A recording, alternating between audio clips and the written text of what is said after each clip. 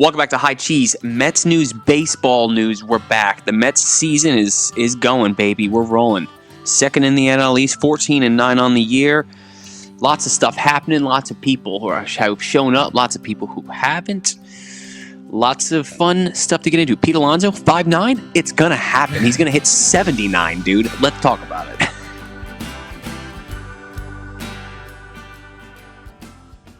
Welcome back to High Cheese. Bobby, how are we? Let's go Mets go, baby. Let's go Mets go. Yep, half a game behind. Those pesky Braves. Yep.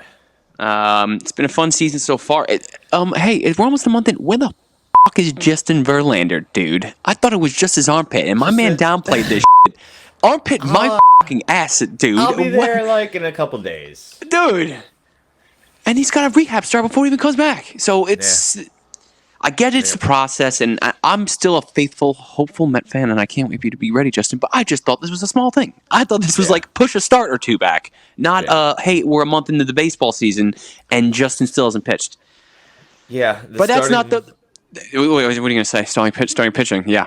Just that our starting pitching has not, been ideal. The situations that we were in are not. Been in some sticky situations. So we could talk about it. Max Scherzer. So Max Scherzer got a 10-game suspension because he decided to be a pitcher and use a rosin bag, and it was too damn hot.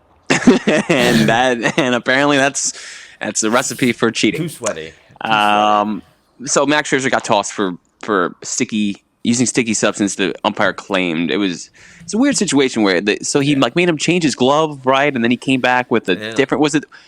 Shoved it into his chest, which is weird too. Yeah, the whole thing was It's Phil Cuzzy, and it's Phil Cuzzy's The whole thing was weird. That too doesn't. Thing. Yeah, that doesn't bode well for the whole situation either. Yeah, the whole thing was weird.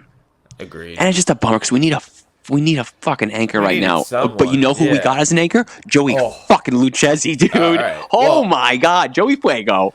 No, yeah. I know. I'm pumping the brakes. I'm tempering my expectations. Oh no, I just. But then again, Kodai's been holding it down too. No disrespect to Kodai. Kodai has been holding it down. However, Kodai has had great. He gets to the third time. Kodai has had great offensive performances behind him, and every fifth inning, it's 4 runs.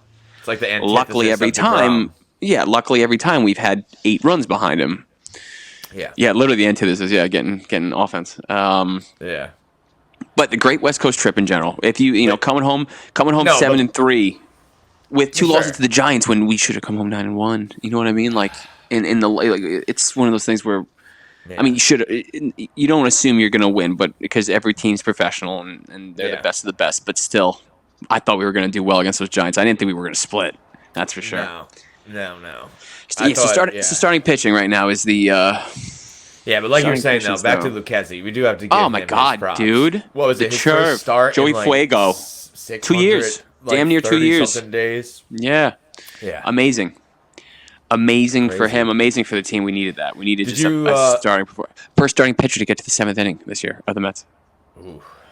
Gary said that at some point in the game. I was just like, that's crazy. Joey Lucchesi on this rotation, which, I mean, granted, injuries are the reason for it, but.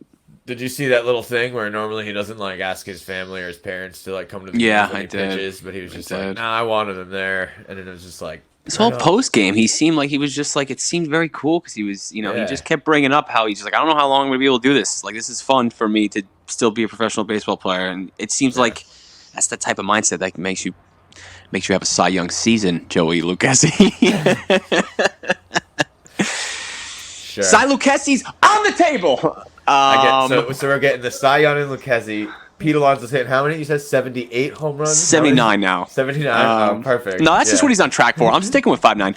And then Coda single probably the run-up.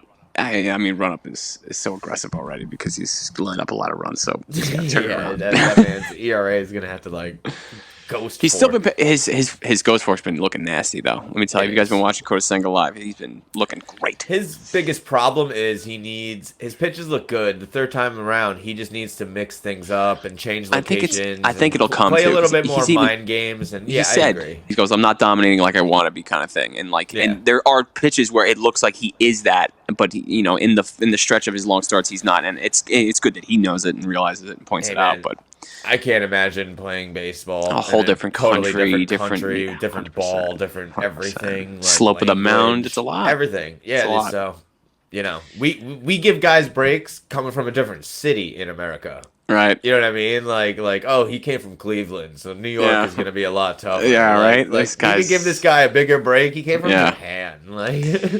Yeah, for sure. So aside from starting pitching, offense started slow, started sluggish, and then we've been picking it up here and there. There's been some. Esco had that rough start to the season. Even opening day, they were booing him. I was there. I was just like, "Oh, guys, stop it." He's still Eduardo Escobar. He's still a vet. People get slow starts, but when it gets to the point where it's just like, then they called up Beatty. We got Beatty up there. And he's showing up. He's giving great at bats. They got Francisco up now too. We got the young guys up. I'm still waiting for both of their moments this year. Like neither of them have had Francisco had his. I thought he was going to have his tying home run, the game tying, and but late, he had a couple bases loaded opportunities. Yeah, the 2 bases loaded. It was like. Oh. But to on the brighter side of offense, Brendan Nimmo is the OPS god, has just been showing up this year. You can't ask for a better leadoff hitter. Oh my god, defensively he's just been out. Oh my god, him and Lindor on Gold Glove. Lindor. It's so the shift stuff. So the shift stuff this season is making Lindor so invaluable. It's showing. Invaluable? It's so showing. Valuable. I don't know. It's just showing how he a step above everyone else he is. Man. Defensively. And he's a vacuum out there. That dude, just anything hit out there, he's and it's like the weird shit. He's on top of it. Like it gets a weird hop. It's in some weird angle. Like he's doing stuff that it just looks like it's a breeze for him. One where it just was like complete hop reach over second base that he just snagged out of the air. And it makes it look like able it's to just also seamless. Turn and throw a weird He's awesome. He just throws from his back foot, off his back foot, with his body half cocked and just. And they say Guillorme. Everyone's always hyping about Guillorme and him in the middle infield. Jeff's not bad in there either with them. The two of them look great. Yeah. They turn some good looking double plays. They're not as slick as Louis because Louis is just a magician out there. Yeah. But then there's Pete Alonso, and Pete Alonso is hitting home run after home run, looking fantastic. Not just home run after home run, getting great at bats. Not chasing those sliders like he's been past couple of years. Getting good hits, good just slapping at Oppo, hungry polar bear over at first too, just hopping on them ground balls. He's doing a good job defensively. I don't think he's Gold Glove yet, but I don't know. He's working toward it. He's been just providing. He's been the shining light right now on this Mets team. 10 home runs already this year. Just belting it. And his average was getting up too. At one point it was like a 290. It's dipped a little the last few games, but he's holding off on the pitches he shouldn't. He's seeing the ball so well. He's not eating at the sliders. This whole Mets team is seeing the ball really well, dude. Yes. Our walk rate is super up. I don't know how many walks the team has, but I think we're up there for baseball. We have to be because we are every AB. I feel like we're taking.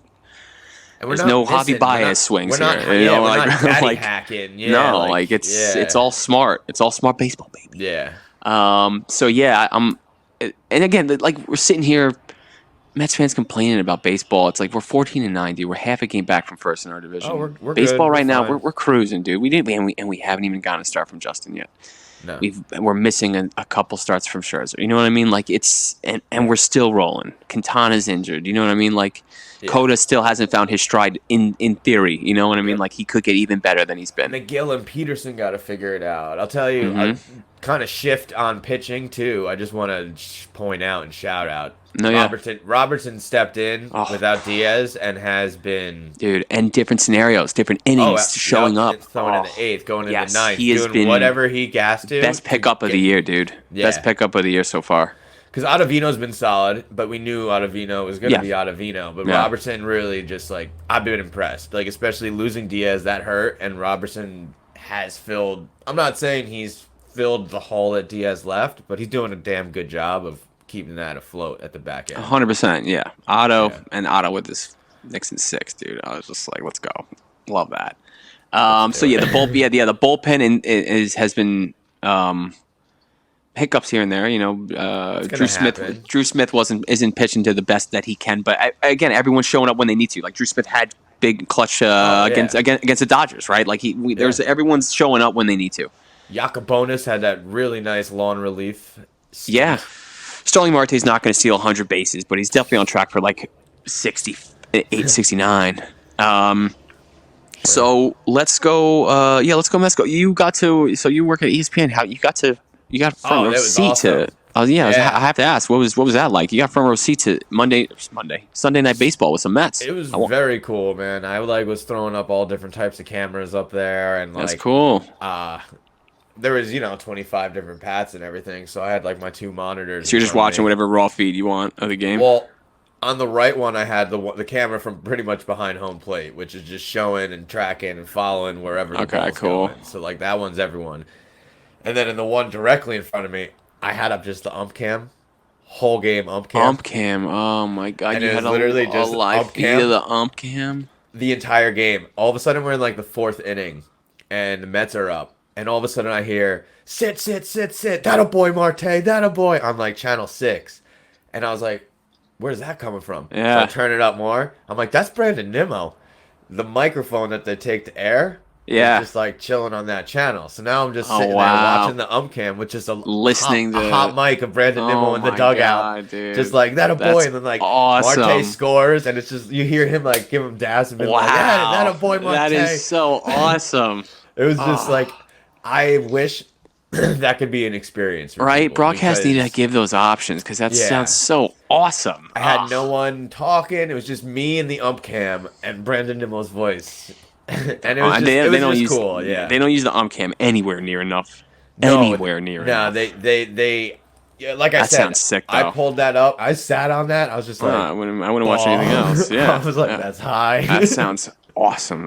Mets baseball's been rolling high cheese. We're still cruising. I've only been to 2 games this year, win and a loss. We lost to the fucking Padres again. I'm sick of going to Citi Field and watching the poop pee Padres take a shit on my Mets. I'm sick of it. Hello, darkness, my old friend. I'm over it. I'm not going to stadium and Padres are playing again. I'm over 2 curses. I'll bleep them. I'm just because it's how serious I am about this. Yeah. I'm not going there again. If the Padres come he's opening in his wallet, he's paying for each of them bleeps. If we have a series against the Padres, God help us, the playoffs, I'm not going. I'll sit on the couch. No, I'm going. Yeah. I ain't leaving. I ain't leaving. I'm not leaving. Yeah, so let's go Mets go. We got Brave Series Friday. I'll be there Friday. Cool. Maybe if you want to join, I don't know. It's up to you. It's gonna be hot NL East rivalry. Hopefully we can keep up with them this week. We're half a game behind. We got the Nats beforehand, so in theory we should play pretty well. Don't want to say anything because it's baseball, but baseball. Yeah. So let's go Mets go. Like and subscribe. Let us know. Is Pete Alonso on track for the 5-9? Is he not? Do you think this is all a fluke? I'll tell you, he's on track for another home run derby appearance. That's for sure. Because you can't not ask this dude to hit dingers. Are we going to see Justin soon? God, I hope so. Are we going to see Max soon? That as well. Hopefully. I mean, he looked good before he got taken out, right? So. And when do we trade for Ohtani? The Ohtani, I love the Ohtani. Are we starting now? I didn't get the memo. The Ohtani and the Mets talks are starting now. Right here, baby, on the sign out. That's right. So Ohtani and the Mets, like, subscribe. We'll see you next time.